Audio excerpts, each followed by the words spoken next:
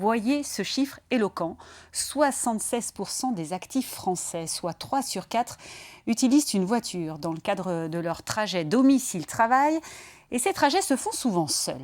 Peu à peu, tout de même, nos usages sont en train de changer. Dans la vallée de Kaysersberg, près de Colmar, un système de covoiturage gratuit est testé depuis quelques mois, mis en place par la communauté de communes. Il a déjà séduit plusieurs centaines d'utilisateurs.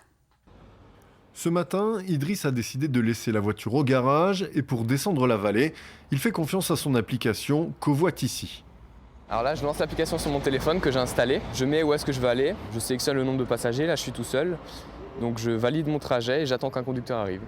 Bien signalé sous son arrêt, Idriss n'a plus qu'à attendre les conducteurs qui descendent d'Orbey ou du Bonhomme. Depuis le mois de novembre, il utilise le système de covoiturage de la vallée, aussi bien comme passager que comme conducteur. Le système Covoit ici m'a permis du coup déjà de pouvoir voyager à toute heure, c'est-à-dire que même quand il fait nuit, quand l'autostop ne marche pas, de pouvoir quand même déclarer un trajet et de descendre à Colmar sans problème. Ça permet aussi en tant que conducteur de voyager avec des personnes, de rencontrer des personnes, ce qui est toujours agréable, c'est mieux que de voyager tout seul. Un peu plus haut dans la vallée, Brigitte est déjà sur la route. Elle a déclaré son voyage dans l'application et voit apparaître Idriss sur son écran. Quelques minutes plus tard, conductrices et passagers font connaissance et échangent leur code dans l'application. Aujourd'hui, je regrette, je ne m'arrêterai pas pour un autostoppeur. Il y a 30 ans, je m'arrêtais facilement. Mais aujourd'hui, avec la vie actuelle, on a toujours peur de se faire agresser.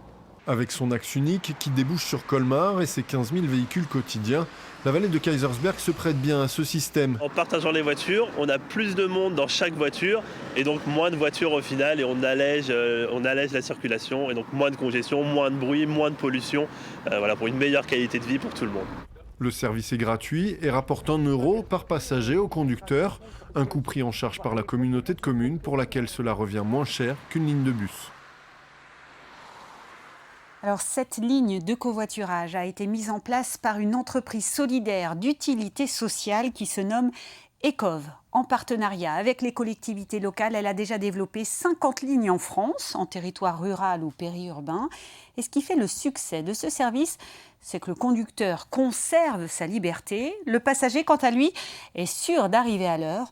On écoute Thomas Matagne, qui dirige cette entreprise. Les passagers attendent en moyenne 4 minutes 30.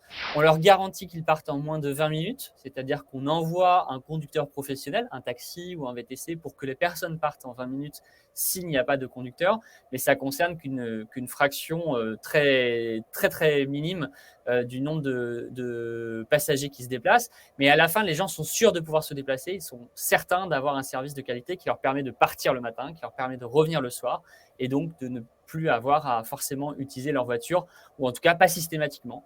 Ce qu'il faut savoir, c'est que de nombreuses applications ont tenté de développer ce covoiturage quotidien, mais sans succès. Ecov a, semble-t-il, trouvé la bonne formule, mais les freins sont encore nombreux, nous dit Thomas Matagne. Aujourd'hui, les collectivités qui sont en charge de mettre en place ces services manquent de budget parce qu'elles viennent de récupérer ce qu'on appelle la compétence, c'est-à-dire le devoir de s'occuper de la mobilité dans les territoires périurbains et ruraux. Jusqu'à présent, personne s'y intéressait. Maintenant, des gens s'y intéressent, des élus, des services techniques, mais il n'y a pas les budgets en face. Donc ça, c'est un premier problème. Le deuxième aspect, il est sur les changements de comportement. On est sur l'usage de la voiture individuelle depuis plus d'un siècle et maintenant, on est en train de réinventer le système. Comment est-ce qu'on peut partager sans contrainte? Comment est-ce qu'on peut chercher à partager un morceau de trajet? Et petit à petit, les barrières se lèvent. Les gens ont envie de coproduire le service public de mobilité. Ils ont envie de faire la transition écologique et de plus en plus de personnes s'engagent pour faire en sorte qu'on puisse partager des trajets, augmenter le nombre de personnes dans les véhicules et réduire les impacts environnementaux et économiques de la mobilité dans les territoires périurbains et ruraux. Alors, signe de cet engouement grandissant, 26% des actifs ont déjà pratiqué le covoiturage pour se rendre au travail. Et ça, c'est selon le baromètre Alphabet IFOP qui étudie la mobilité des Français. Et puis, 38% des non-pratiquants se disent intéressés. Mais les changements sont encore timides car le covoiturage ne représente que 3% des trajets quotidiens. C'est ce que nous dit un reportage de nos confrères de France Info à découvrir sur Internet.